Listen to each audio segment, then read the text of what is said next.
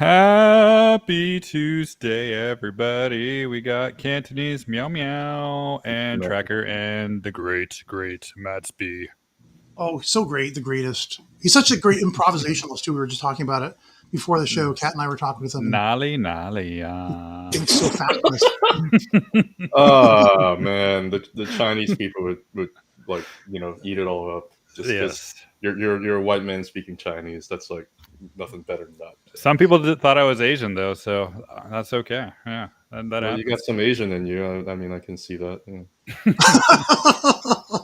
And if you don't have enough, Kat's volunteering. Well, where are we going to go with this? Sorry, didn't mean to distract you, Asian boy. Go ahead. So what kind of day do you guys have? What kind of day do we have? What kind of day did you have? I mean, it was a day of busyness. Yeah, same here. I was also kind of busy, but I wasn't actually busy doing stock stuff. I was busy doing life stuff that required my attention. But I'm doing stock stuff now. Nice. And here I am. So I was just showing Kat for my subscribers. I've got a fantastic, this huge spreadsheet that actually, it's got so many stocks I can never keep it all up to date at the same time. And I put Kat's picks in them, or not as, he says he didn't pick them. He just pointed them out. So I should really change this to Kat pointed these out. But these 10 stocks, there were 11 things that he did that video about. Silver was one of them. I don't really do precious metal. So it's just, I've got it down to 10 instead of 11 things on this list. I put a special separate tab in my spreadsheet so I can keep track and keep on top of these ones and then plug away and keep the rest of my spreadsheet up to date as my subscribers request them. So that's the plan. That's what I'm sticking to. And you can see here that SOFI, SHOP, Palantir, AFRM, NET, Tesla, FUTU, GLXY, Coin, and IREN. And why are they in this order, you might ask? Well, that's because I've sorted them by percent gain to my next target. My subscribers have these hyperlinks and all the spreadsheet tools that I have. And you can click on this hyperlink and they can go right to the chart. It gives you a picture of the chart. And so my next price target for SOFI, for example, is 1883. If I, let's see, go to, no, not that one, maybe this one. And I'll pull up SOFI. Nope, not soft.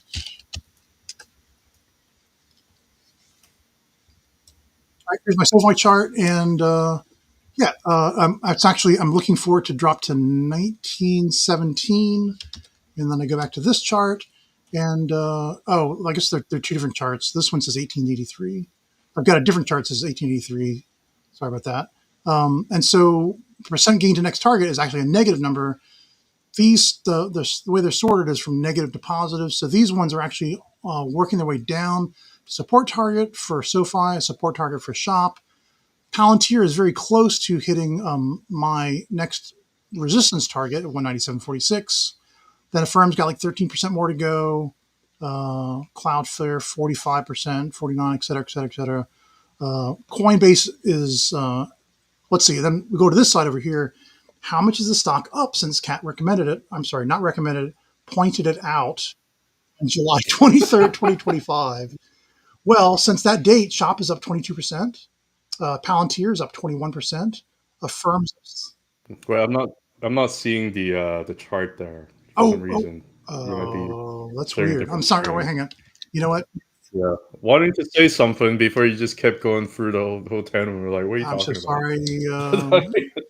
What screen am I sharing? I might be sharing the wrong screen. It's not the Japanese helicopter twisting one. No. It's the other screen. And then nobody got that? Oh yeah, because it's on I'm so sorry. You're right. I needed to click back over here. This is where it is. I was looking at the actual chart. So anyway. Yeah. My bad. SOFI, SHOP, Palantir, AFRM, NET, Tesla, FUTU, GLXY, Coin, and IREN. Since Kat pointed it out on July 23rd, 2025, SHOP is up 22%. Palantir is up 21%. AFRM's up 17%. SOFI's up 9.5%. Tesla's up 2.5%.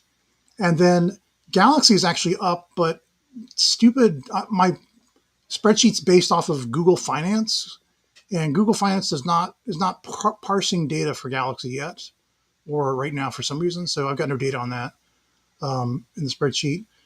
Coin's down 19%, and IREN was down deeper, but now it's just down 6% from its price on July 23rd.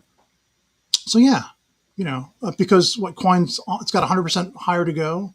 IREN's got 110% higher to go according to my chart, and we can look at those charts in a few minutes here. But yeah, I'm really excited about my spreadsheet tools. I love spreadsheets.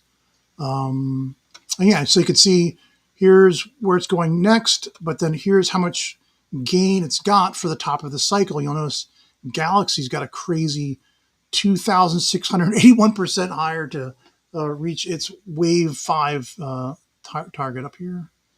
Anyway, the second best one is Coin, 568% higher, and then Tesla, 233% higher to the cycle, the 5-wave impulsive cycle top target I've got. And I'll just show you that real quick. This is the chart. It's actually a combination of a few things. One is that it's a Gann chart that I learned how to do from Mattsby, and two, it's got all these resistances. I'm sorry, not retrace. It's got these retraces from the all-time low of $1. Well, it actually went a little lower, but where my Gann chart starts is $1.19. From $1.19 to it's very familiar, the 414.50 high, down to the 101.81 low. And so that's my wave 1, wave 2. And so now we're in wave 3, and basically we just had wave 3 sub 1, sub 2. And so I'm looking for the sub 3, sub 4, sub 5, which is really all of wave 3. And so all of wave 3 should go to about 138.2% fib at 673. And is that what I've got on this? 670. No, I got 509.71. Why do I have, oops, that's the wrong target. I don't know. Maybe I use a different, I'm sorry, I've got so many different charts. I like this one though. Maybe I just need to update I just need to update the spreadsheet to match this one, because this is actually the chart I put in for the picture. I just didn't update the price on the, I didn't update this price yet. So my target for Tesla actually for wave 3 is $673, or from where price is right now, 340-ish. What did you say? 673? Yeah, it's like 100% higher to get there.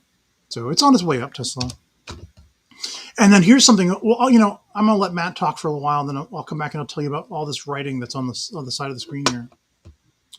So, or Kat, Matt or Kat can go next. I think we should join, since we're talking about Kat's list. Let's just transition over to Kat, or should I call you the biggest dickus? Biggest dickus. If you would like, I'm not going to say no to my own name. I mean, that's who you are. You are the biggest dickus. Oh my God! Wait! Vasu Manga says that that Kat pawned it out. Not pointed out, he pawned it out. That's so cute. Oh man. One day I'm gonna show my face and you're like, you're not Kat. Anyway, oh, you're so Kat. You just gotta wear a cat mask. You can be like a furry or something, That's true. That is true. Well, I'm gonna go through all 10 of them and then maybe add 2 more to the list. Really quickly, I'm going to try to do that within 10 minutes here. This is SOFI monthly chart. It's breaking the 0.886. Again, the month is still early. We have another couple weeks to go. But the way it's going right now, it looks like 0.886 wants to be potentially, maybe get broken. If it does, the Bollinger Band on the monthly is expanding. It is becoming really, really nicely going on the way up here. Now, can it retrace back down to, 0.786? There's always that possibility, but it does look like it's got a lot of escape velocity here going. It looks pretty impulsive right now. So some of the higher targets up here above, if you're into price target, I'm not really. I'm just going to keep following momentum and kind of see where this thing takes me. Shopify the second one on the list here. What we got here? Well, looks like we got a little bit of a break up to 0.886. Looks like we got a little bit of bullish expansion on the monthly too. Again, very similar behavior. Now, if it does retrace back to 0.786 to back test that area, the 114.67, I bet a lot of folks are salivating over that possibility. So would they get it? I don't know. Let's see. What else is Palantiring? Are we talking about Palantir, perhaps? Palantir, what is it doing right now? Bullish trend is expanding. How far did it go? Well, it went beyond the 1.618 log fib here, so that makes some of the higher targets here palatable. You also see that the lower Bollinger Band also continues to expand to the downside, which is just absolutely ridiculous. There's no sign that this thing really wants to be tired quite just yet. Affirm, this one's lagging a little bit, and Affirm is apologizing. Affirm is not necessarily that firm. It's a little bit soft compared to the other ones. But still, it's still trying to be a firm. You can see that it's breaking the 0.707, a little bit of a lower level here, but that's okay. You see how it's been probably like about 8 months trying to break that level. Looks like we might be doing that soon with a bullish band expansion here. Not quite the higher level, so this one might be a little bit of a laggard, but it's still looking pretty decent. And that is my next one here. What is net doing? Well, it's already broken 6 last month. The monthly bullish band is expanding. Does it break all-time high? Are we getting close to it? Maybe. It looks like it wants to play a little bit of game here, so maybe we have some volatility here before breaking out. But looking pretty decent here. What's the next one, guys? Tesla. What is Tesla doing? Ooh, August was supposed to be a bad month. What is it doing right now? What is this green stuff? Is it green? It's a little handle. Season? Yeah, what is this like thing right there? What's going on? What's this rising 20-month moving average? If you're zooming in, what is it doing? Oh, why is it getting above the 0.786 over here? Why is the 20-week moving average rising up? Where is it trying to get to? Are you trying to get to the 0.86? Is that what you're trying to do? Ooh, what's going to happen when it gets to 0.86? Tesla says, "Ooh, my pants are getting tight." Are you going to break it in a robotic way? Are you going to be, are you going to push through? You're going to FSD your way up? Like, what are you going to do here? I don't know. FSD it so hard. The upper Bollinger Band is kind of going up. The lower Bollinger Band is starting to kind of stabilize here. We'll see what's going to happen. It doesn't have the volatility like the other stock has yet. This is one of my more laggards, kind of like a firm, but it's looking pretty decent. What's FUTU doing? Look at this thing. Like, what do you call this? Do you call this erectile dysfunction, or do you call this the other thing? I mean, proud. Yeah. It looks like it wants to break. It's like it kind of curves up. Yeah, it looks like it's curving up, right? So, not sad, happy, maybe 0.86 log fib is being challenged. Looks like it's doing a pretty good job. Volatility is going to the upside, is expanding the monthly Bollinger Band. Interesting. Which is very popular with the ladies. It is very popular in the ladies, and the ladies also. Anyway, I'm gonna leave the ladies alone like I always do. This is the GLXY digital chart. It's my number 8. It's the same thing, right? Break about 0.86 Bollinger Band expansion. The story continues. Some of these higher targets in the all-time high stuff is probably gonna hit. Coinbase, what's going on? Everybody's so sad about Coinbase. Rah, right? I mean, like, how can it must go down to the 240s. It must go down to the 200s. Like, you just can't just break it up backtesting. Well, so far it's holding 0.86 just fine. Looks like a pretty beautiful, handle right there. Where did it get supported? It gets support right there at the monthly conversion line.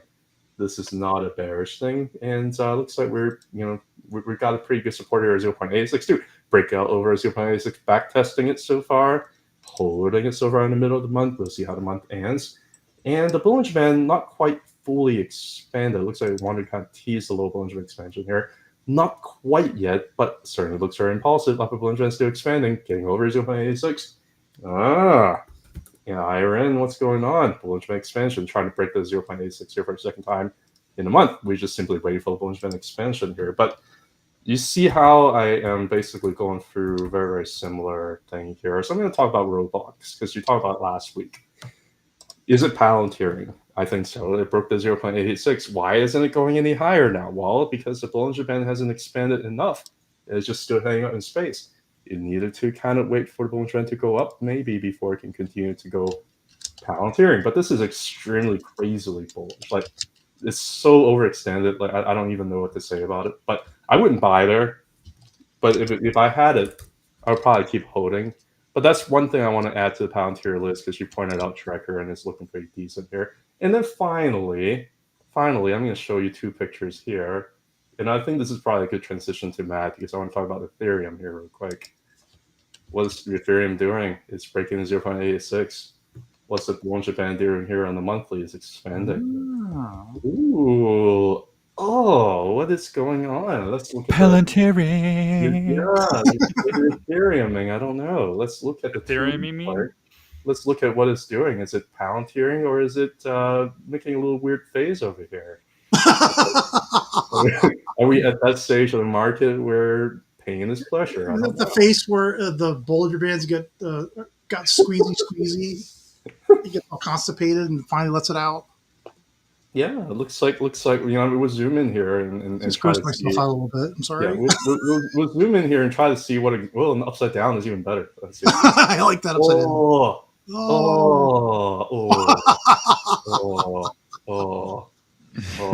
Okay, You know, I'm I admit, going to I pass like playing with the graphics. to somebody else. Wait, that's all the Ethereum we get? No, nothing else? Yeah. Well, what else are you going to say? I mean, you see it, it's basically had a fake out down, grab liquidity, and looks like it wants to moon like the last time and the time before that. And it looks like it just wants to keep going higher. I mean, I could do other things you want. I mean, it's fine. Why don't you do that Bitcoin versus Ethereum chart again? So there's one that's one chart. Do I have that here? I don't even think I followed that anymore. I'm pulling more Ethereum dominance. Ethereum dominance is basically very similar to that chart, and it's basically just changing behavior here. It had a huge parabolic downtrend, and it broke here, and it had a very, very meta-like reaction, which is kind of what a lot of people are thinking that United Healthcare is going to get, but I don't know. But basically, it looks like it's very, very impulsive. It looks like it is breaking into the weekly Ichimoku cloud. It hasn't really done that for almost over a year, and it's finally changing its behavior here. Bullish cross here, very, very impulsive. If you do the Bollinger Band, it's just expanding to the full side here. It looks like this thing just wants to keep going higher with Ethereum dominance, and it looks like Ethereum wants to keep dominating for the foreseeable dominatrix future. So, ooh, yeah. Wait, put the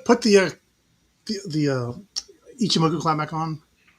Put the cloud back on. Oh yeah, it needs he wants to Ethereum see dominance is going to need a maxi pad. Sorry, what about the max pad? It's just going to need to size up for the extra. I'm sorry, I can't make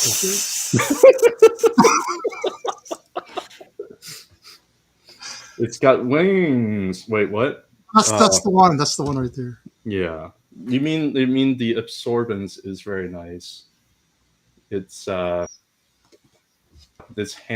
handling the liquidity very well. Yes. Matt, please take the screen. All right, I actually have an Ethereum over Bitcoin chart. I the last time I showed this was back in April, and I did a screenshot on X. Oh wow! We can go back, but here it is. It's the GAN that I had the whole time. Whoa! Look at that. I don't know if you guys remember this post back. I think I posted it right here in April 20th or 14th. I can go back and find it, but yeah, it was right when it was going through the 45-degree angle for the very first time ever on this chart. I'm like, yeah, that's the bottom. That's the bottom of Ethereum, and it's also kind of the bottom over here. It didn't really go lower lows from December of 2019. And now look at the development. It just broke out. Didn't even backtest the orange level. Didn't even now it's breaking the arc here. And it has room to even go up to the top arc. And as we can see, this top arc was always a resistance throughout time. Always. Like even back in 2017, it was a resistance. So I think if it can break through this arc and flip it to support, then perhaps even more explosivity could happen, right? That's a new word for you guys. SBET's going to go up 8,000%. Yeah, so I think this is going to be the factor of flipping to a support or not of how explosive Ethereum can be. And I don't know, like we threw around the possibility of like a $40,000 Ethereum. I mean, if it does flip this arc to support, then yeah, I mean, just anything is possible. And I don't know if this does accurate percentages or not in comparison. Not really. Yeah. I mean, if it did go up to that blue level, like in comparison to dominance, that's like 1,100%. I don't even know what that means, though. That's so crazy because usually when I look at these divide one chart by another chart, I think of it, it's like a ratio, that oscillates between 1 and 0. But yeah, this looks like it's definitely growing. But this is just still feeling like the beginning. So for everybody that just keeps on saying, oh, the cycle's almost over, it's almost finished. I mean, it's just really getting started. Like you can see the last time it was down in 2019, how it just got started. There was many, many months, like even years almost, of just up compared to Bitcoin, right? So the altcoins, this is altcoins show now. I guess season is the word, right? Altcoin season. It's not going to be Bitcoin season. It's not going to be MSTR season. It's going to be altcoins. It's going to be everything related to Ethereum and the proxies maybe. And maybe even when IWM decides to break out, the Bitcoin miners that are very handsomely hated, they could actually start to perform well too. And I do want to show IWM as well because some interesting developments are happening. One of which already happened, the breakout backtest of that blue level, 214. So that was already pointed out numerous times on X by me.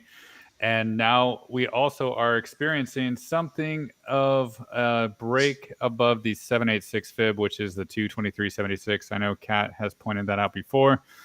But what I'm focusing on the most is the linear scale 786, which is at the 226.74 or something right there. So I think it has potential to even close above that this week, which could be even more explosive. But would you say it's Palantiring, though? It's not above the 886, right? So it's not a candidate, right, Kat?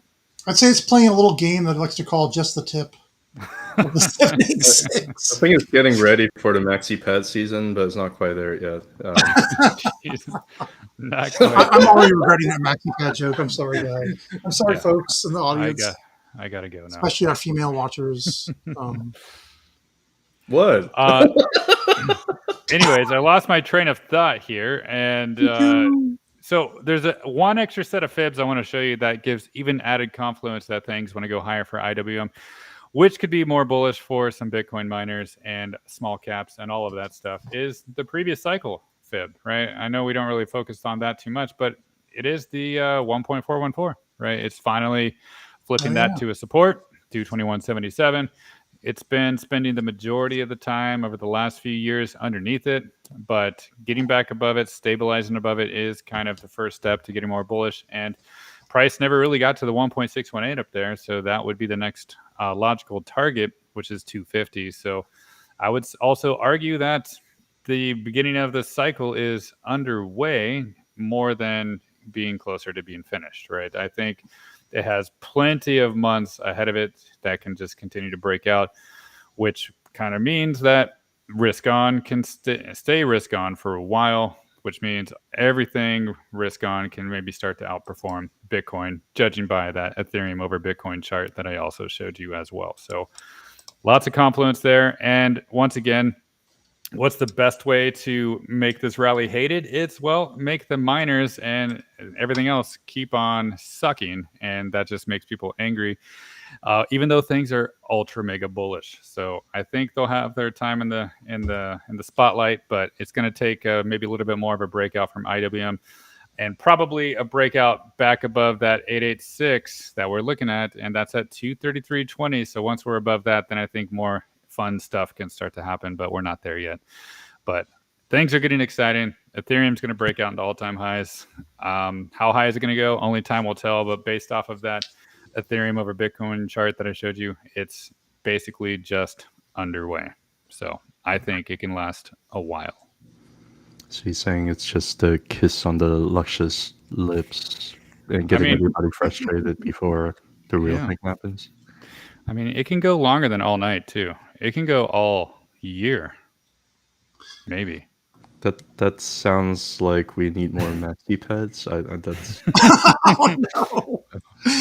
All right. Or maybe they need to see a doctor because that's too long of a period of time. Why don't you throw it back here to me, Matt, and maybe I can make a new joke that Kat can do a callback to instead of the MaxiPad one that I already reviewed. All right. I'm sorry, I'm fixated. That's what Oh yeah, he's the biggest dickest. So he's got a one-track mind over there. You gotta calm down. Oh, it's flipping back to me. I thought it was flipping No. back to Trekker. There you go. No, yeah, you're dead. But by the way, before we do that, with all the if you're a female or if you're a lady or just female in general, would you please comment on either X or on YouTube, because I want to see if there are any ladies watching. I really doubt it. I know we have at least 3 female followers. So. Yeah, we do, but like I don't know if they want to see us live. But anyway, yeah, please comment if you're female in general, or you identify as a female. That's fine too. Anyway, sorry, go ahead. Oh, it's okay. I just want to show you, like, you guys have seen charts like this before where it loses support and then you get like this blow off top and then it falls even further. And then, like this is a stock you definitely don't want, but I've got inverted. This is the actual stock. This is SOFI in the not inverted direction. So what's going on is it simply did a big, instead of a blow off top, you could call it a blow off bottom. It really just went for, we call it a big liquidity grab, right? It goes back into the support zone. These are weekly 75 moving average. That's the perfect place between the 100 and the 50 week moving average is 75. And actually, if you turn on the Ichimoku clouds, I've talked about this before, it does this beautiful thing where actually, I'm not sure this is going to work. This is a custom one. Never mind. Oftentimes, the 75 moving average follows the Ichimoku clouds very well. Anyway, what was I going to say? I guess, yeah, it looks like a big cup and a handle. And this one's just about almost finished with the whole cup. In fact, if you flip it horizontally, it almost looks kind of like a back. Where a lot of times you see a big cup and then many handles on the side, but this one started with many handles, big cup, big handle. So yeah, this is SOFI. It looks like it wants to go higher. Here's I put on. Let me bring this back. I hid this just now. Is it this one? Yes, this one. So I've got this new thing. I just came up with this today. I've been telling you guys for weeks now. I've been playing around with these fib levels, and then because I had it backwards, upside down. I've been playing with these fib levels and subdividing them and stuff. And then Matt and I always talk about all 3 of us talk about how the 886 is a significant fib, and then once it can sort of get above it and then test back to it as support, it usually takes off at least the 1168 or maybe into the next zone. And while I started writing stuff on here, I've remembered that you can actually click on these and you can add text to them. Like here's one doesn't have text on it. You can add text to it. So like I can click this and they say cat is the biggest. And then, now it's part of the record here. True. But it's kind of cool. So here's the all-time low. It's the 0%. And then the all-time high or the previous significant high. And then here's the center point, that 50% level. All the fibs are on the right side here. And my descriptions are on the left. And so you can really see how, after hitting all-time high, and it lost this resistance for the upper half and then couldn't hold the 618. And if it can't hold the 618, then it drops below the center point, the 50% level, and starts doing all the support testing below, which was this one did. Resistance, cat is the biggest dickest, support for lower half, resistance for lower half. We actually had a better one than this one. Is it? No. I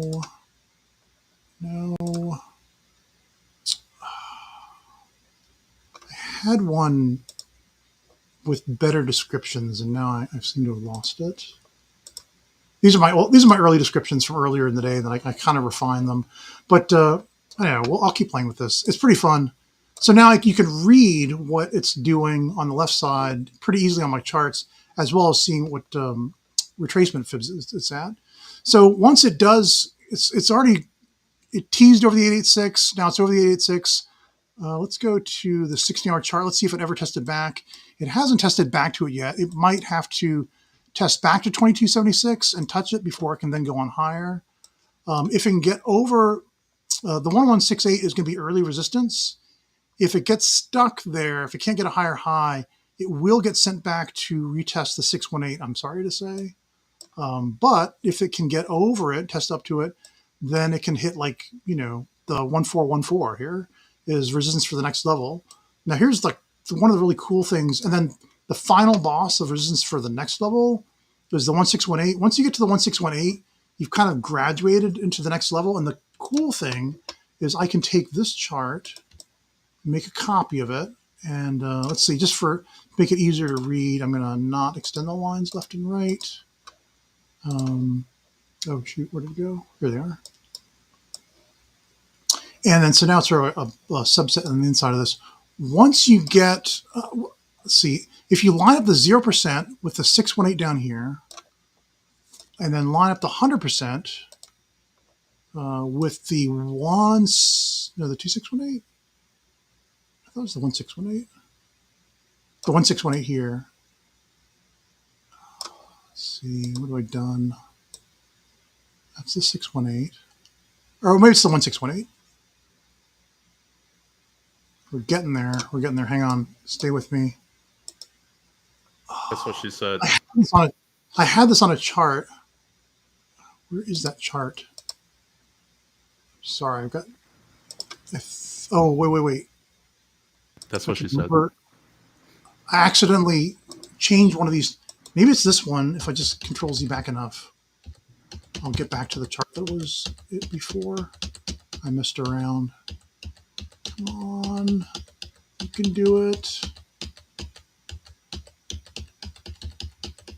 He's a button masher, everybody. This is it. We know his video game style now. I accidentally, it's this. I just picked. I typed in a word at random. I typed in wash, and I got Washington Trust Bancorp, and I threw these on here. And so, okay, so this isn't going to make sense unless I hide this first, and then show you how, indeed, the history of this. The low was $1.98, and the all-time low, and the all-time high was $28.50, and then it made some support tests. And here I like these labels a lot better. So now they're on the right, Texas on the right, and the fibs are on the left. But you've got your center pivot, you've got the all-time low, you've got the strongest support of the lower half. So I'm sorry, I should say this: the 50% is the center pivot. So up to the 100% is the upper half, and you can see they're in purple, and then the lower half is in blue. And then so as price moves around, the one I started messing around with quarter fibs here. So like half of 50 is 25%, half of 25 is 12.5 and 3.375. But you could do that with the 116 and the 238 and the 382. But basically the 111 or the 116 or here the 12.5 is the strongest support of the lower half. It really, price does not want to hang around under the 11.4 fib. If it does, it usually means it's going to lose support and then make a new lower low. But usually there's like, think of it as like a magnet, and the magnet repels from the 11116. And then you've got the strongest resistance to the lower half is 0.375 or the 0.382, the 38.2% fib retracement is the strongest resistance, and it sends it back down. And then the 236, which isn't pictured here, is sort of like the weaker support of the lower half. Here I've got the 25%. It's the pivot, but also the weakest support. Let me see if I can find an example of this. I'm going to copy this, and we'll just go. Let's look back here at. Let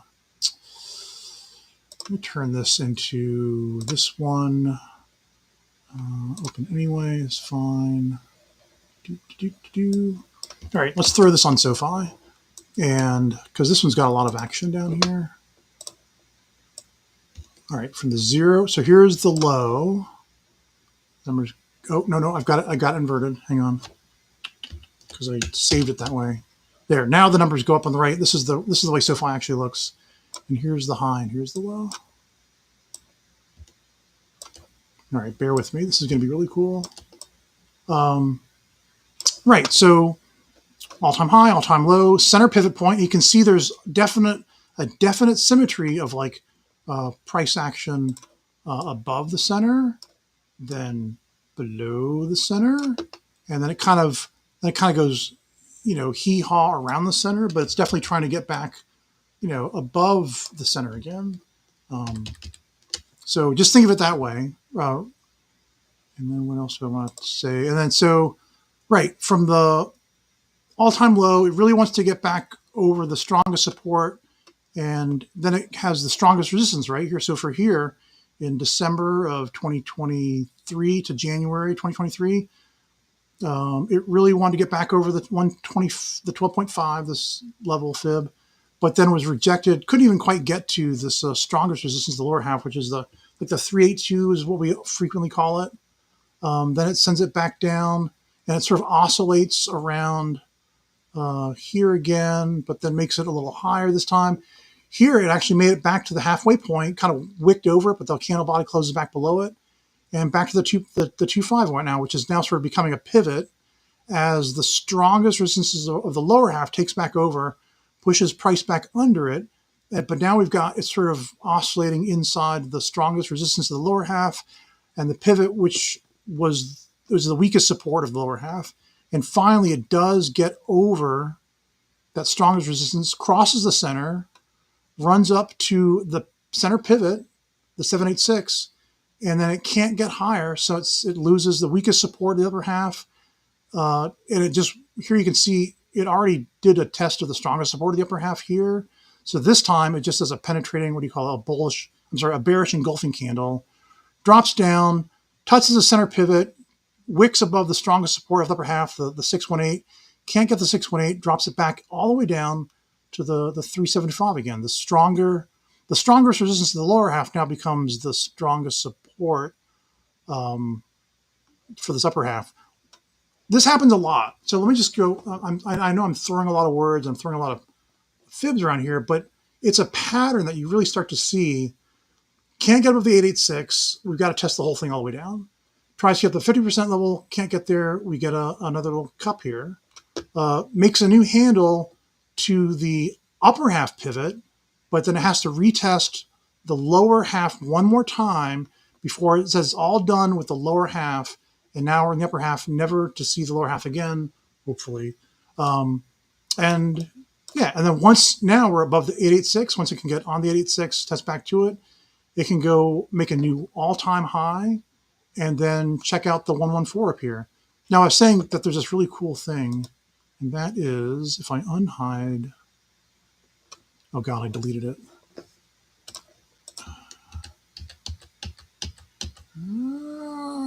Okay, wait, I'll just recreate it. I can recreate it. Hang on. Flipping it all around. All right, I'm going to make a copy of this. I'm going to make it so it doesn't go left and right. So now this is going to be a subset. And the cool thing is if you put the all-time low, the 618 is actually like the most important support to get out of the lower half and out of the whole chart here. So I put the 0 on the 618, and I put the center pivot on not that one, the 141 maybe? No, the 1212. I can't remember which way I had it all set up. Sorry. I should have rehearsed this. I'm sorry. All right, so the 0% is on the 618. The center pivot is on the 141. So the new 618 is almost the larger degree 1618. And that's what I was trying to get at. One thing I think of, the point here that I'm trying to make is that once you leave the 100% and can get into where you're testing this 1618, the whole new way that these charts scale is you leave the 0 to 100% behind, and you go to the 1618, and then the next level, so is like from basically the 886 to the 1618. Oh, maybe I should move to the 886. That goes there. Is that it? And then, oh, I need a 2618. And then the next level of chart after you get over the 1618 is the 2618. And it goes on and on like that. I built that Bitcoin chart that goes over to like 23 million or something because it just, I went 1618, 2618, 3618, etc. Oh, man. Maybe from here, one of these lined up really well, and now I can't remember which one it was. Well, you ought to be able to do like a 1618 to 2618. So I should be able to do a 618 to 1618. That's what I ought to be able to do. So every 618, you can go 100% fib. There we go. Oh, yeah, and the 50% is the 114 in that case. I feel like that's almost the cool thing. Anyway, so people ask me all the time, well, what happens when, it gets 5 waves up and it's hit like the 141 or, in my case, for my chart, it goes like the 2618 and then it's, at most and it's done. And then what happens after that? Well, what happens is it retraces away. You get an ABC retrace, but then the whole thing from, let's see, from say like from here. So like this was your wave 1, wave 2, and then it finishes up. Yeah, like 236 is up here and it's done. What happens after that is that this is the top, and then you get a retracement like 3 waves down, and then from wherever that is, you then take this, you leave your bottom fib extension down here. This becomes the top, and wherever it retraces to becomes the new bottom.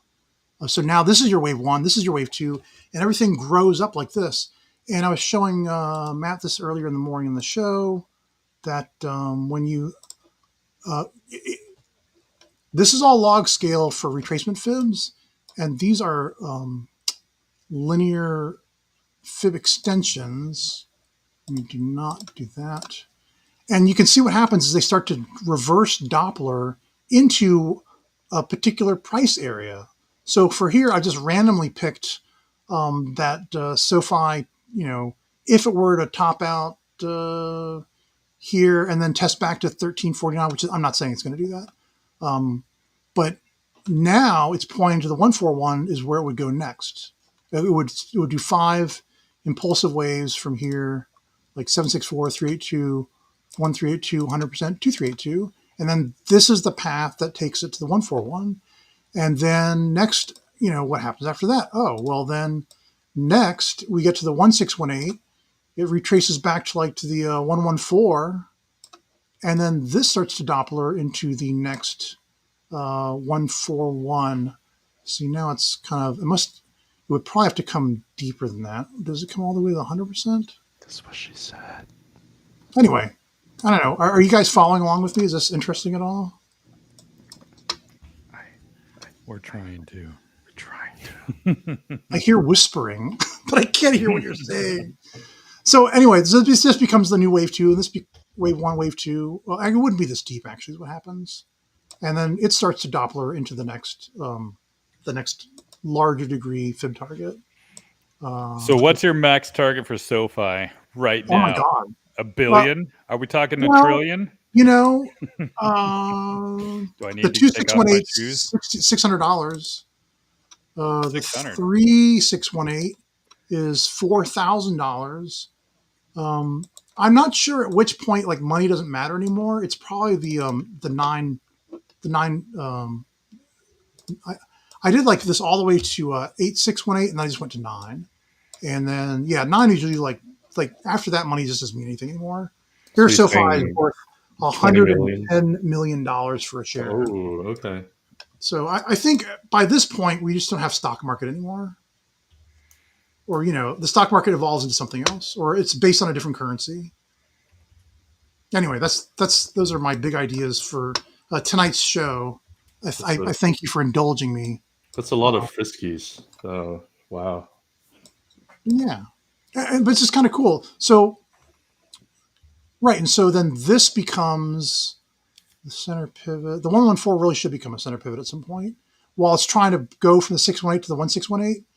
And so you'll see the same thing where the strongest support of the upper half becomes just below the 1.272. Then the strongest resistance of the upper half is somewhere around the 1.5 large degree fib. Anyway, it's a whole thing. I guess in the next decade, I'll get to show you guys what it looks like when it's way up here and we're doing like 2618 to 3618. Well, if NVIDIA never split, the stock price would be 87,696 based off a factor of 480 of all the splits. So that's Wow. what Well, there you Gronk go. just told me right now. That's a lot of maxi pads. Okay. And that is the show, ladies and gentlemen. All right. Yeah. Maybe I'll show I showed that Tesla chart already. Do the Tesla chart. This was a shot. Maybe let's see, if I hide this and bring this one in, and then move everything, reverse it. Labels go right, text goes left. And then I just need to make this go to the right places. Label goes right. This one goes left. there. Pegasus out the Pegasus.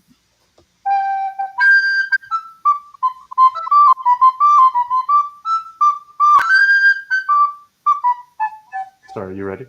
Okay, yeah. So here's the center pivot for Tesla was down here at 2190 on the log scale, but not. I mean, after splits and stuff, and then the 414.50 high.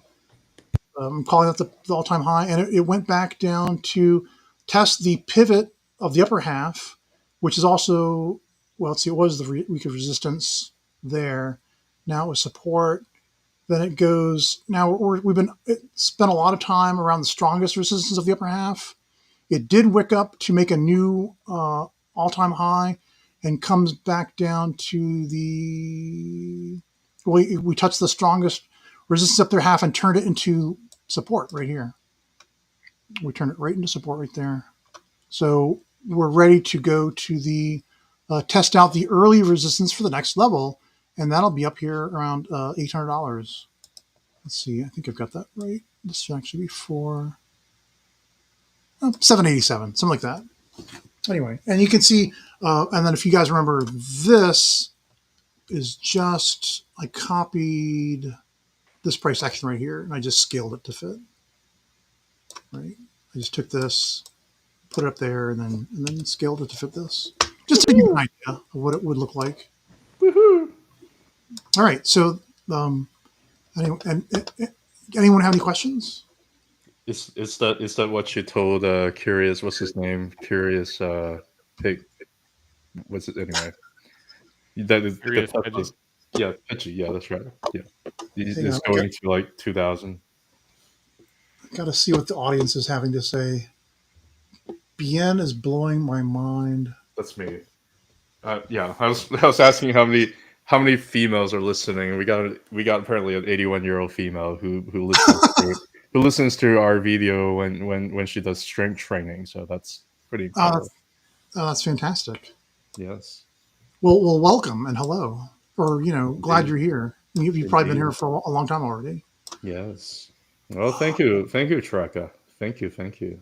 Sure. I wanted to show people how charts grow, and then somebody else was talking about some guy who tagged me. Where's my SPY chart? And was talking about how he thinks that cryptocurrency is just a liquidity trap for retail. It's their, what did he call it? Maxiped absorbance. Let's go to SPX. I mean, just the meme is that stocks go up forever, right? But I mean, it's true. You look at the SPX, and since you can go way back in history, let's do a monthly chart, and you can just go back to what 1881, 1871, and it does. There are periods of time where it looks really dire or scary, but overall, the stock market just goes up over time, and human civilization is improving at a geometric rate. Like we're just rapidly advancing technology faster and faster. I mean, the singularity was sort of a joke to me 10 years ago, and now it's like, oh, well, maybe it's probably just another 10 years away. It went from being a joke to like, oh my God, I might actually see this in my lifetime. Where AI, is just sort of involved in everything. Everything's connected to everything. Anyway, but yeah, things just stop. Our stocks are like looking at a chart of human progress, and you can see it just grows and grows and grows and grows. And this is log scale, right? So like on linear, it just looks it looks like this, and we're here, and as time goes forward, we're actually going to see, it just goes like this. It goes straight up at some point. It just feels straight up. Anyway, these are the kinds of things I've been thinking about and reading about on X and everywhere else. Just like what would the future be like? The first marketed toilet paper on a roll was in 1890. Like this is how far we've gone over the last 135 years. Exactly. It's just nuts. We go back to log scale. It's just easier to. Yeah. Like you can't even imagine. Like back then, they wrote paper toilet. Like why would you do that? And here we are. Anyway. Yeah. All right. Paper toilets, outhouses, plumbing, electricity, computers, artificial intelligence, and whatever comes after that. Well, humanoid robots that act on behalf of the artificial intelligence. Yes. Let's move on to a little bit of a different topic, shall we? Looks like please. A lot of people are asking about miners and altcoins. I want to see if we can maybe switch over to Matt. I want to see his miners and altcoin thoughts and see whether or not that's a part of the singularity. The singularity of miners? Well, they're not really necessary in life, so no. Ooh. Send them all to zero. Ooh. Ooh. Now, yeah, let's talk about some miners. Let's talk about some altcoins. Let's talk about some stuff here. Let me just, start off with CLSK. Why not? Because it's first on my list here. Well, yeah. There we go. Yeah, so CLSK, all I think is doing is what it always does, right? It breaks out, and then it gets rejected at resistance. Then it goes back to find a higher low. So that's exactly what it's doing right now. And higher time frame, there's the baseline, there's the 50-week moving average, and it's all around the $10 zone. And the question remains, does it need to go back for a deeper back test? And I don't think it really needs to. I think in this zone it has potential to stabilize. So I'm just going to keep watching this. But nothing is broken on this chart. Even the monthly chart here, it's back inside the cloud. Finally, after all this time, all that happened is it got rejected by this 1207 fib right here and the monthly conversion line. So it's kind of obvious why price went a little bit lower. And the 50-month moving average is below at 896. So it's healthy, right? It's healthy. It's finally in the cloud. We've been waiting for this for a long time. It got rejected for over a year by that cloud. Just massive rejection. So being inside of it is a good trend change.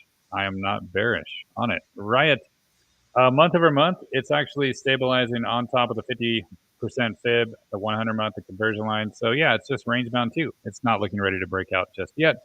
But you got the cloud above it sooner than later. Maybe it's going to break inside, maybe not. But it's still just basically a very, very long multi-year consolidation just in this zone where it has been gravitating around that 50% fib for a long, long time. And showing stability on top of it can lead to higher prices later, so it's fine. Mara, same situation. It's stuck between the 100-month and the 50-month moving average. It has a lot of room to go up towards the blue level, the 24. The monthly cloud is up there as well. Nothing too scary about this. It's just taking its sweet time to get more bullish. And We can talk about the more bullish ones like IREN. IREN here, it's actually getting better and better, and Kat already mentioned this, is trying to break through the 886 fib. It might not be ready yet, so it could need a little bit more time, maybe a few more months even, getting closer to this angle until it's ready to break out. But yeah, it's a giant V shape, maybe cup and handle, getting ready to get a lot more bullish. And even Wolf here is looking better and better on the weekly chart. I like this development on the weekly chart because it's finally back above the 200-week moving average. My arc is trying to be broken as a resistance, and it just looks like it wants to try to continue the journey higher. So Wolf, there's really nothing scary about this chart either. It's actually one of the more bullish miners on a week-to-week basis. On the monthly chart, though, it still has a lot of month-over-month resistance above. It did close last month above the baseline, so that's a positive development compared to before. But the conversion and the 50-month moving average are above. So it might take a little bit more time as well, but good developments in the right direction. And I guess lastly here, we'll talk about BTBT. And we can see why it's not breaking out any further right now. We got all this big wall of resistance right here at the 343, up here at the 374, and even the 308 of the 618 fib. So it's good developments week over week, right? We can see it's even above the 200-week moving average too, but there's a lot of stuff happening in this zone. So I think it's going to take some time to get out of there. But once it does, it'll have the opportunity to go up towards the 350, maybe the 375 and the 420s above. So the theme of all of these is basically on the higher time frame, they're still stuck. They're still stuck in between important resistance and support. And it might just take more time to break out, and it might just be waiting for IWM to break above this 886 and maybe go towards all-time highs in order to do so. So they can go hand in hand. And also IWM is doing something good where it's breaking above the weekly cloud. Finally, again, the last time it was above it was February of this year. So that's a good trend change. So all of this could be good for miners. All of this is a potential to eventually could continue higher, but high time frame, they're just still stuck. Is Bitfarms dead? Bitfarms, no, not at all. Bitfarms actually looks pretty good on a week-to-week basis. Like, look at that. It broke back above my orange GAN level at 109. It's back above the weekly conversion baseline, heading up to the 140s. And month over month, we can see it still has a lot of room to get even to the conversion line up at the 150s. So it's just a laggard, but I think it's a laggard every time, right? It's always one of the last ones to move. And even before, it was super extended from the monthly conversion line way back in February of 2023. It was so far away, right? We can just see the percentage of how far away it was from that conversion line. Like, what, 200% away from just the monthly conversion line? That's a huge percentage. And that's just a laggard, right? So I think it can catch up. I think it can start to continue closer to the $2 range. I think it has a lot of opportunity. And even the monthly cloud is up here in the $3 range as well. So yeah, it's not dead. I don't think any of them are dead. I think they all have life left in them, but they need more time. So should I sell all of them and buy Ethereum proxies?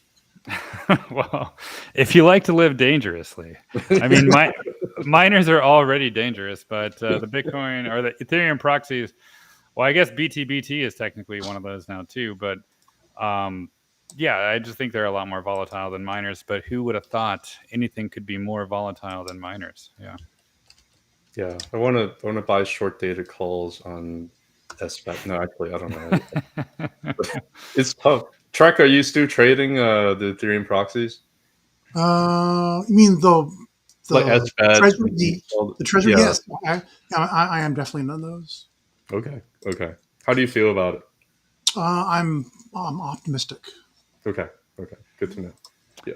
I'm more bullish on BMNR than anything else, I would say. Just now, BMNR looks good. I mean, SBET looks great. If you look at the SBET chart, yeah, I can cup and handles. I can pull up both of them right here. But this is my problem with SBET. It's just such a wide range. And it hasn't broken out yet, right? It tried to break out, but it just came back down to this 236. So I guess if you call the breaking above the 236 a breakout, I was really thinking in order to get a lot more bullish, it needs to start to stabilize above like this $31 level for me personally. And on well, that'll complete the handle on its little 16-hour chart up. Yeah.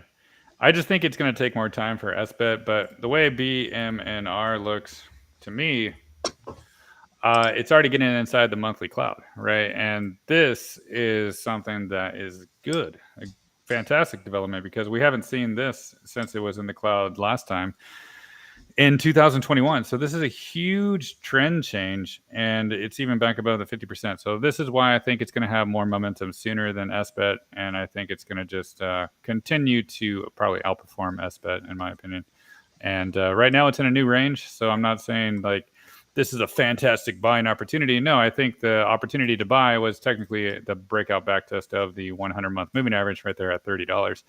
That would have been really the opportunity. But now that it's inside the cloud, where does it go from here? I think it's just going to probably stay in between the 84 and the 41 and be very volatile, right? I think that's what's going to happen. Maybe they're going to even do another offering closer to resistance up here. Who knows?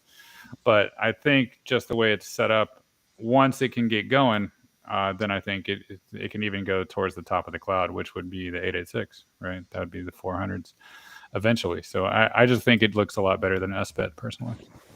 What do you think about BTCS?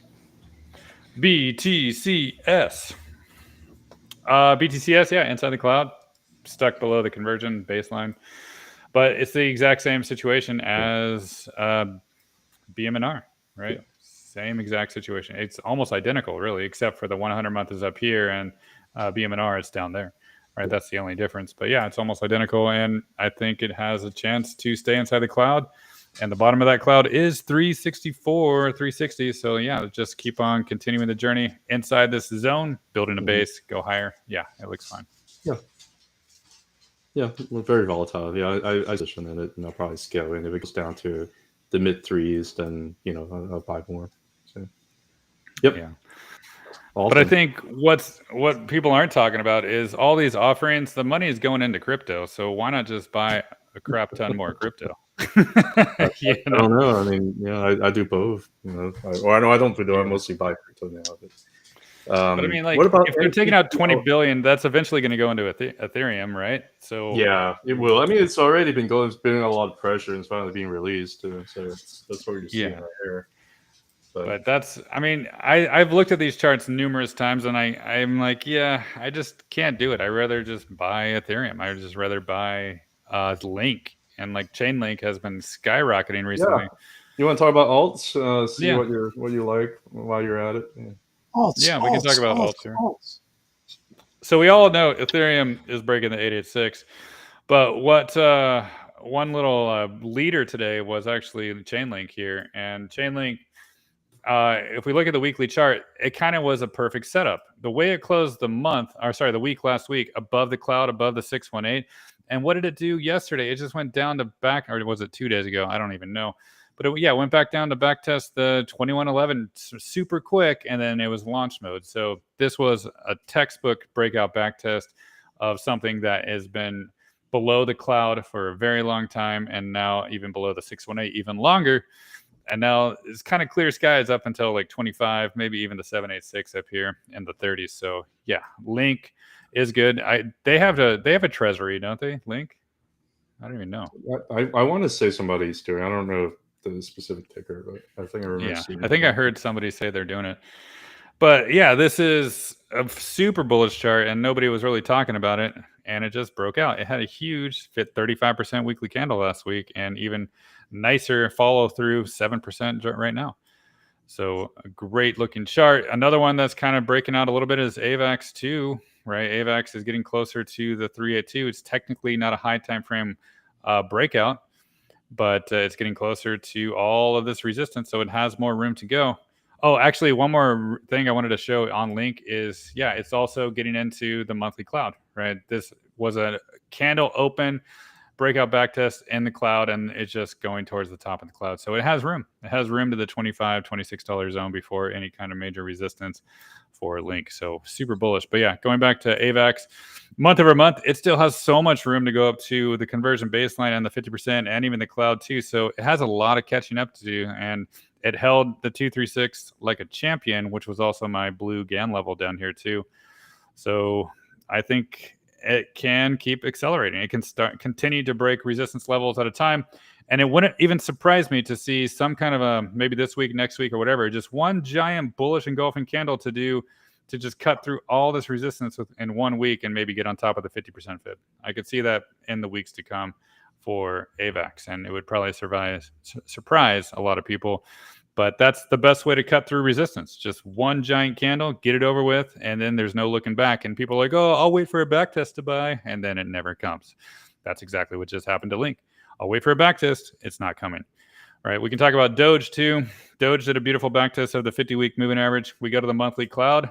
Guess what? It's inside, right? This is kind of a trend with a lot of altcoins right now, getting inside the monthly cloud, right? So this is something that did a breakout back test, and now it has potential to go up to the 26, maybe 29, 32, whatever. But the big barrier is going to be that 41 up top to break above to get a lot more bullish. And it still has a ways to go. But it's another example of something super bullish. Another example is Solana. It really had a monstrous recovery just now. We can go to the weekly chart just to show what really happened. Breakout backtest of the 886, and today was a fantastic day. We can just go to a daily candle. What was today? Yeah, it was up 10% today. Nobody was really talking about it, but it was up 10%. And now it's even trying to break above my arc again and go up towards the cloud. And that still is resistance. But if it waits a few more weeks, it'll just exit the cloud naturally and just go to the 250s, 260s above. So another fantastic chart. And I can't leave out XRP. And I'm still using these 2013 fibs right here from the high to the low, 2013, 2014, just because it perfectly illustrated the 2018 top, and it never closed a weekly candle above it ever until just last month, right? Back in July, it finally started doing it. And now actually we're closing more weekly candles on top of this 2.272 fib than below it.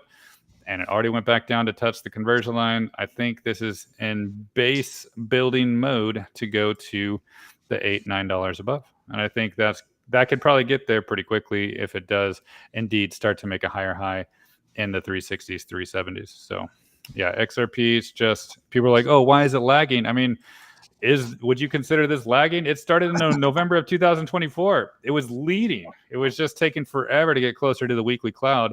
And then finally, when it got close enough, it was go time. So XRP still has a lot of gas in the tank. I know we can talk about the Bollinger Band here. The re-expansion, I did bring this up on a post a while ago, maybe a few weeks ago, how it's re-expanding. And we saw this before, right? We saw the re-expansion happen in 2017, and it just re-expanded there. And it could do something similar where it just re-expands pretty deep again. And during that re-expansion, it was this giant 700% candle. That was that re-expansion. So if we're looking for some kind of a massive breakout to that $9 level, that would just be equal to what happened in 2017. So I think we are on target to maybe do something like that one of these months. And when it happens, it'll go pretty fast, pretty quick. So very bullish charts across the board. There's really not any bearish chart I can really find. Right? ADA, I think somebody asked, did you do ADA yet? I don't remember. No, I didn't. Yeah. But yeah, ADA, I can put this on back to normal. But yeah, ADA still is not inside the cloud here, but it is above the 50% fib right now. We can go week over week, and it's breaking the weekly cloud. So this is a good step in the right direction. We can see the baselines right there too, around 84 cents as well. So yeah, it's about ready to break some resistance here and maybe even head to the 112 above. So another beautiful looking chart. Even HBAR, it's back above the cloud, back above the 702. Very, very beautiful chart too. Breakout back test of the ARC even a couple weeks ago. So this is almost ready to continue its journey to the 32 and the 42 cent and just continue to all-time highs. And I think this is a great candidate for a crypto chart that wants to maybe go Palantiring later, right? Go up to the fib extensions, the 120s, the 180s, the 320s above.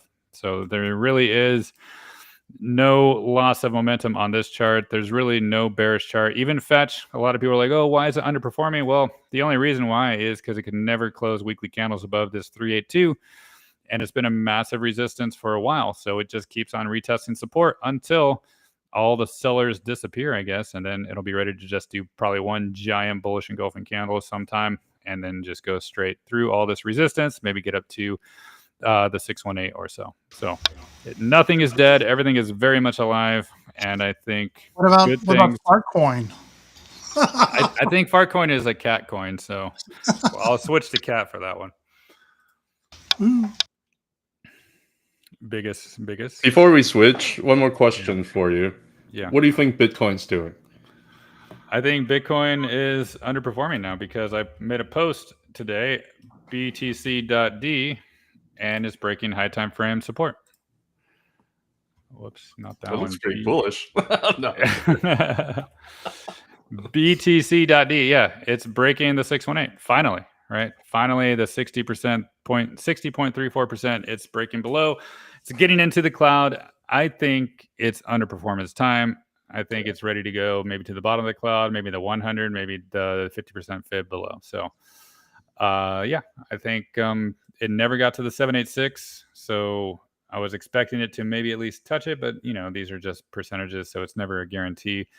But I think that was the top. I think that was the top of the Bitcoin dominance. So I don't think it's going to outperform. But just because it's not going to outperform doesn't mean it's not going to go to 200,000, maybe 250, maybe 300. Right? It still is going to do well. I just think altcoins are going to do much, much better. It's bad news bears if it loses the 618.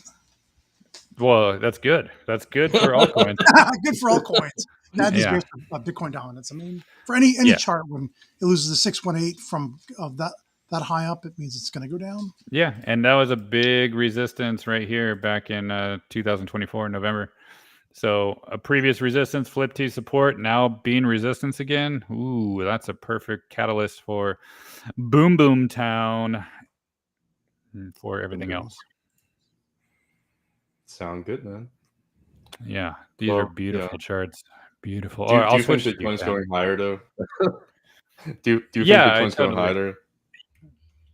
Yeah, I totally How do. high do you think it's going to go? A trillion, billion, bajillion. The fib channel here. Okay. You just think Ethereum is going up to like 100,000 or something like that, but yeah, go ahead. I think Ethereum, I mean, we both think it's possible for 40,000 for Ethereum, but yeah, I think it's honestly, my thoughts are this fib channel right here. It was the top in 2017. It was the top in 2021. It was the top in 2021. So guess what? The trend is it's going to be the top this time, and that's probably right up here. 220 up to, I don't know, depending on time, right? Yeah. Depending on time. I like 220 up to 300. Yeah, so it's going to underperform altcoins, but it's still going to do very well. Fair. Yeah. With that, Fartcoin cat, biggest. Yeah, I mean, I go through a lot of various requests here. Are we going? Is this the technical lightning round? I think we could do that. Yeah. Yeah, we ate up a lot of time over there, so yeah, just go. All right, not gonna play record. I'm just gonna go right into it. Somebody asked about TLT, so I pulled up the chart for Baidu. They look the same. I think they're both forming like a really lackluster Adam and Eve type bottom, but the Eve is just taking forever to form. I do think that at some point TLT is gonna, it's gonna be fine. One reason why I think there are actually a lot of buying orders right here. Like I don't think TLT is really going that much lower, to be honest with you. It's forming a very, very nice base over here. You already had all kinds of trading volume over here. So weak hands are already trading strong hands, although I don't know what strong hands are buying TLT. I don't know like why they want to do that. But I suppose you can have an upside potential for quite a lot. So I think I can potentially see like why they're doing that. Either way, it's bottoming. I don't know whether or not it's the bottom. Usually I like to confirm bottom whenever the 20-month moving average is finally being reclaimed as support, and that hasn't really done that yet. With that said, Bollinger Band is kind of contracting, 20-month moving average is kind of stabilizing. I think eventually you probably need to like show me and prove me wrong that it's really reclaiming the 20-month moving average before really going up a lot higher. I'm still waiting for that moment before I can really truly even consider getting to TLT at this moment. QS, somebody asked about it, what happened with it. Well, it got rejected here, 0.382 log fib in a pretty clear way. Like, it can't be more beautiful rejection than that. Why did it get rejected? Why can't it just go to the moon? Well, the bullish trend on the monthly still hasn't really fully expanded, but make no mistake about it, the stock is becoming more bullish. I certainly have missed out, but that's okay. You know, it looks like there's going to be some bullish momentum here being built up over here as the bullish are going to continue to expand onto the upside here. But you are facing an area of resistance because on the monthly Ichimoku, you can see how the conversion and the base is around 9.22. I'm not sure we're going to end up closing month about that or not. You can also see a little bit of resistance over here, even on the weekly here. There's potential for it to go down a little bit further because it's just how volatile the stock has been. But overall, it's a bullish stock in a higher time frame. If you like this zone over here to add, I think it's a decent zone to add. If it breaks down lower, then you add more. There's no guarantee it's going to do that. So I think QS is in a pretty decent position, you know, in terms of where it's at right now. I think it's going to go higher over time this cycle. Somebody asked about this SoundHound stock. I think SoundHound is fine. It's got a little bit of false breakout above the previous all-time high over here. It had to come back down, but eventually was able to reclaim the 0.76, reclaim 0.86 here pretty clearly. So I can't really do that. Why weren't people angry on that backtest like they were with Tesla when it did the exact same thing? Well, yeah, I mean, because we weren't talking about it. I think that the thing about it, like, you just have to be likable, Mattsby. Like, that's... Yeah, try Tesla something. is not likable. Because people get emotional over Tesla. That's why. Yeah. You can take the 0% fib and bring it up to the candle bodies down there. Ignore the wick. Candle bodies. Bring it to Like the right candle here? bodies. No, the bottom of the candle bodies. The bottom of the candle bodies. I got it. Like Yeah, that. right there. Now look at where's the Candle body. 886. Yeah. See, like it backtested the 886. Yeah, it looks pretty good if you do the candle bodies. Sometimes you just have to touch the body, you know, like you can't just touch the tip, you have to touch the body. And when you do that, you see a little bit of a different thing. Like, these actually looks pretty good if you touch the body candle. Like, that got rejected right there at 0.76. It's been hovering around 0.56 maybe for a while. And yeah, it's actually look really, really good if you do that. So good eye, man. All right, back to lightning round though. So if I get rid of all this, it basically, from all intended purposes, is breaking above very important fit levels. You don't really quite have that Bollinger Band expansion on the downside yet, but it's trying to touch the upper Bollinger Band. Looks like it's expanding here to the upside. This thing looks like it wants to break to all-time high given time with this big giant bullish engulfing candle. This is looking pretty good here. I'm not having any major concern about this. I do have a little position here on RCAT. Not our cat, you know, like my, like, you know, but anyway, our cat. I think it's got a little bit of a Adam and Eve right here. I was buying around like the 5s and 6s over here. I ended up adding a little bit more around the 7s. It looks like a big, nice Adam and Eve double bottom breakout of 0.76 and back tested that area. If I put the Ichimoku cloud, it looks even more beautiful. It looks like a breakout through Ichimoku cloud with a very, very decisive candle over here and a back test over here. And it looks like it wants to reclaim some of these resistance level above into support. It looks like it wants to do that. There's enough volume for it to want to keep doing that. And it's a beautiful formation. So I'm probably just going to keep holding this thing and see whether or not it takes me to some of the higher extension levels whenever it breaks out above this high over here.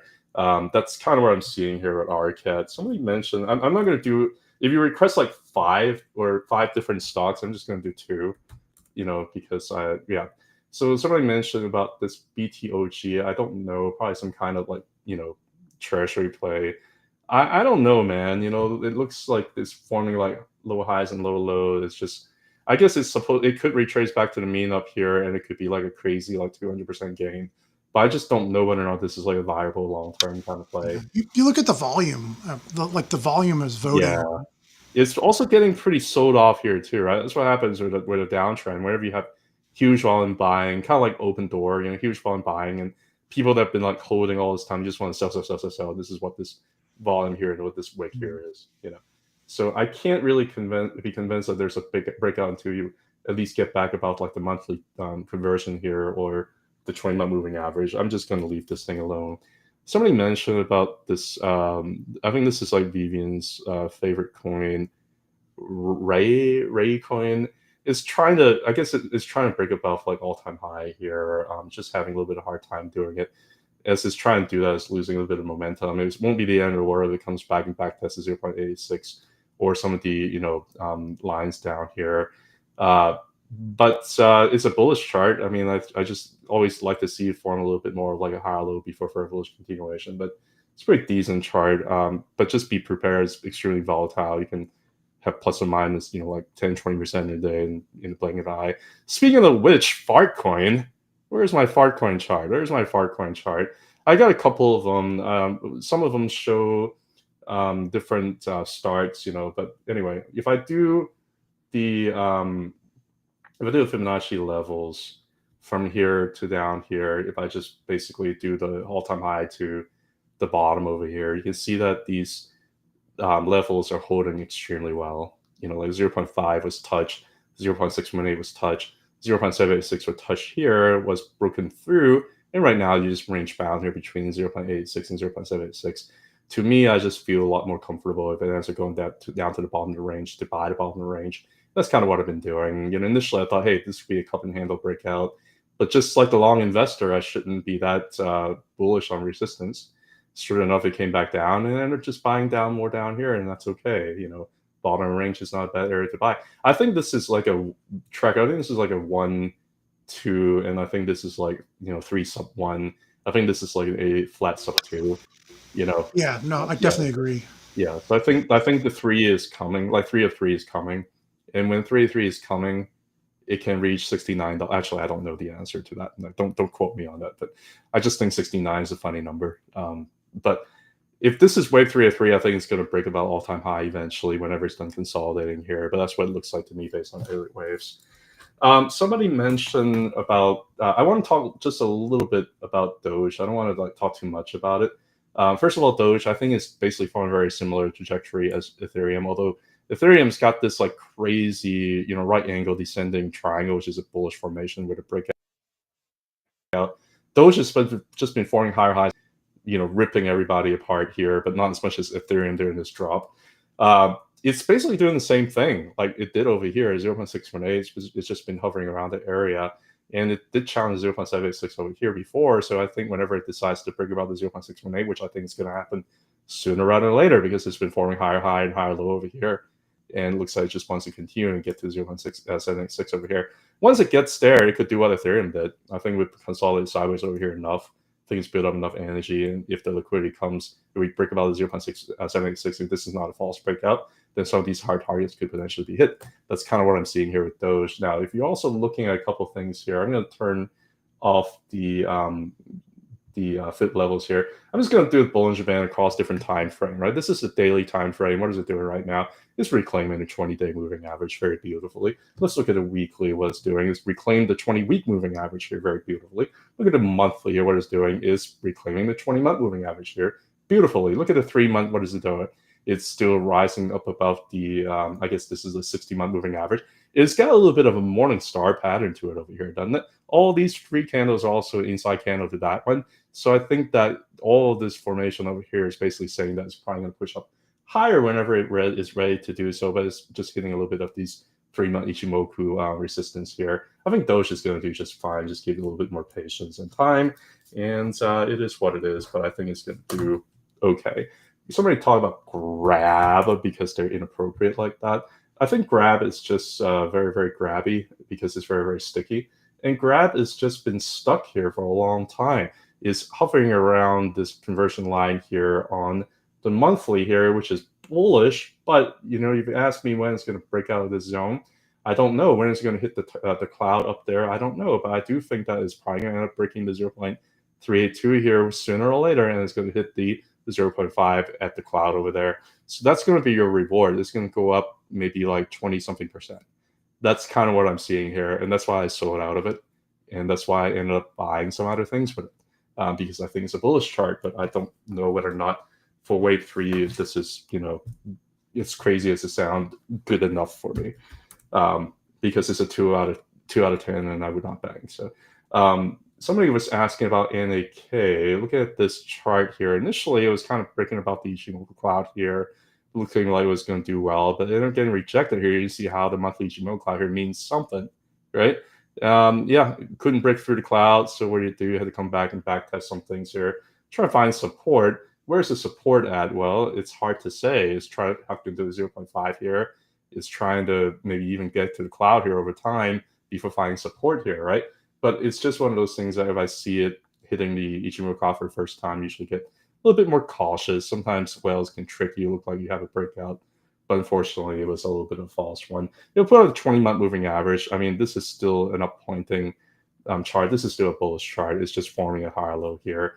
But sometimes where you're having a little bit of big wick like that, it does tend to consolidate sideways here for a little bit longer than we would like. So maybe just kind of stay put here. It's just basically going to probably range bound here for a sec. When DS, I think it's a bullish chart. Bullish band expansion is hitting a very important liquidity zone over here in 0.618.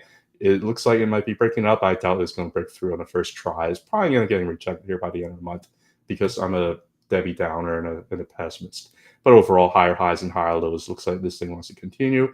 Probably can benefit from having a little bit of higher low before going up higher. It's a pretty decent chart. Would I buy here? Maybe not. ALAB here is a pretty bullish chart. I can't say anything bad about higher highs and higher lows. The only question is, are we overextended? We don't even have a monthly bullish band here to look at. So let's look at the weekly. We are overextended here about the weekly. I wouldn't buy it when things are like that because it's just overextended. I don't know what else to say. Usually price either goes sideways or it goes down to touch the upper bullish band before it can even have some further bullish continuation.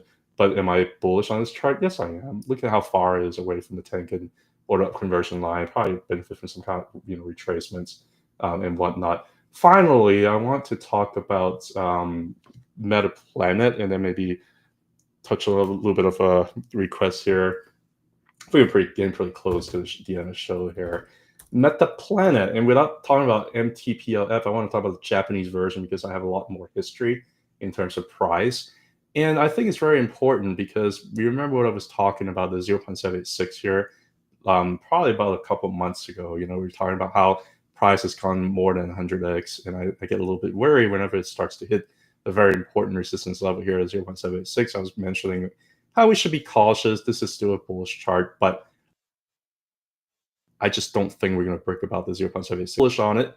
Gets a little bit scary for me, so I decided I won't enter anything that's over the counter, foreign, and also already made over 100x in a foreign market and coming to the US over the counter and grab liquidity. I'm a little bit iffy about it. Sure enough, like maybe if it was just kind of hitting a very important level here. I even show you the 3-month chart.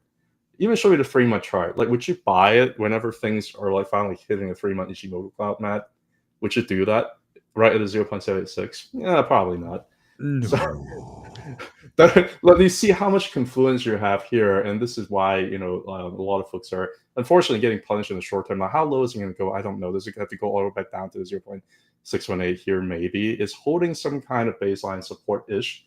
Is trying to hold on to Ichimoku supports here, but it's just kind of hanging out in space. So it's hard for me to know exactly what it's going to do.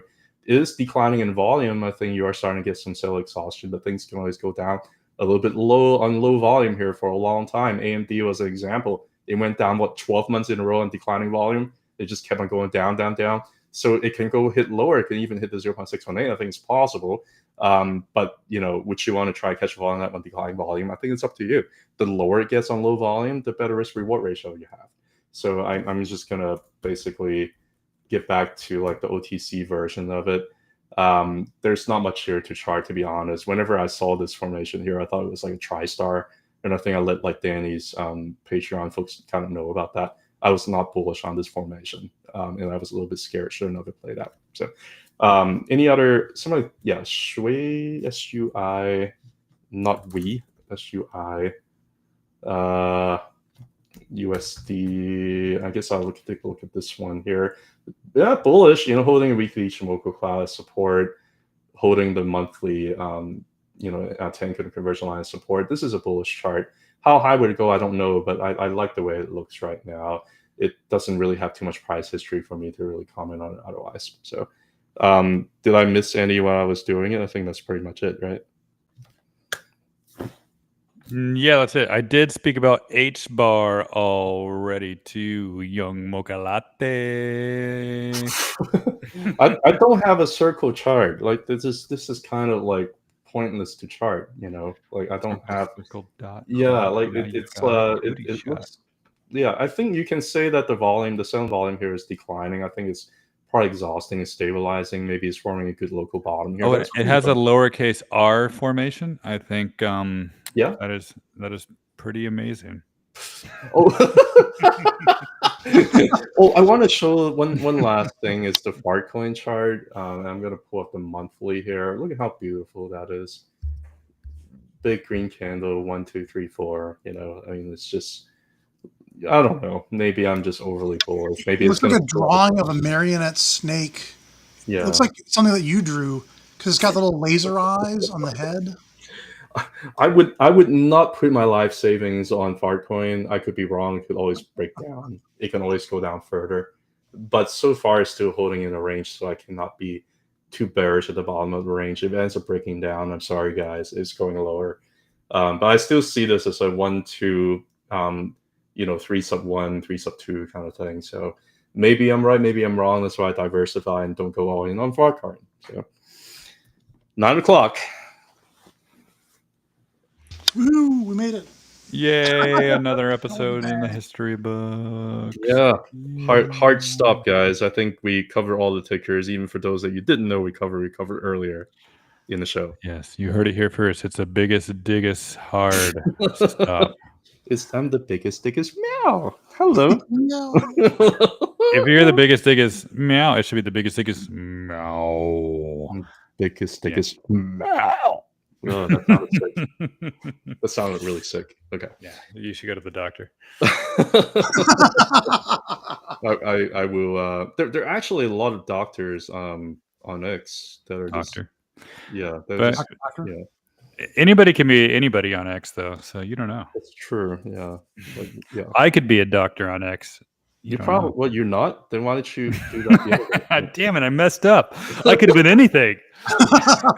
Yeah, you should see my face. Like this is what Matt did to me. But yeah.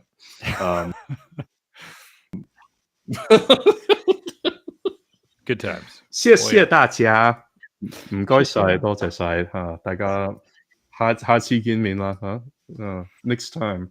Next time. And, yeah, Tracker. No time for nub, always a pleasure. Jones. Always a pleasure. Yeah. The more pain, the better. Pain equals pleasure. If you take nothing away from our shows, it's just that you will probably make the most money if you just hold. If you stake a position, hopefully at support, like a significant support, and just wait. Just hold that position and wait. The people that you have the most frustrating time in retail are the ones that they get excited when the stock goes up, they buy as it runs into resistance, and then it goes down to support and they get all frustrated and they sell. So they're like buying high and they're selling low. And that's exactly the opposite of what you want to do. So stake out a good position and then just give the stock time to go. Yeah, Tracker. I know. Take your own advice. I'm starting Yeah, the 10 Palantiring stocks Tracker. No, I don't know. Yeah, let's hope they work out. That's what I gotta say. I guess. All right, guys. Bye-bye. Take care. Bye, everybody. See you. Yep. Got it.